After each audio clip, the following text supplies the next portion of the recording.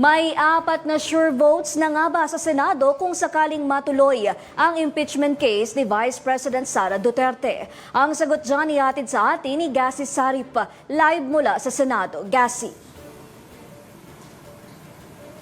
Yes, Joanna, maring pinabulaanan ni Senate President Tito Soto ang alegasyon ni Attorney Salvador Panelo na may 4 na senador na sigurado umanong boboto para ma-impeach si Vice President Sara Duterte.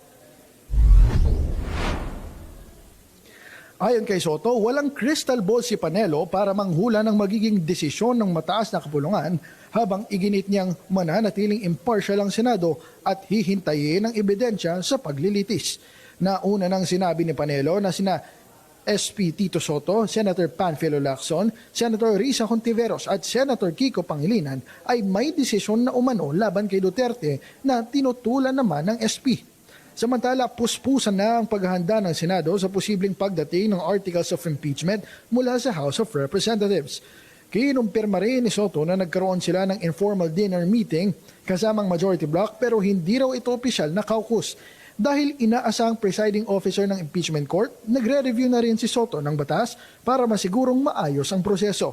Ang vice-presidente ay nahaharap sa mga paratang tulad ng betrayal of public trust at maling paggamit ng confidential funds.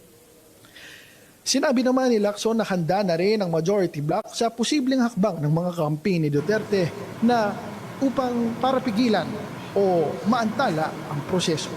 Mula rito sa Senado, ako si Gassi Sarip, nag-uulat.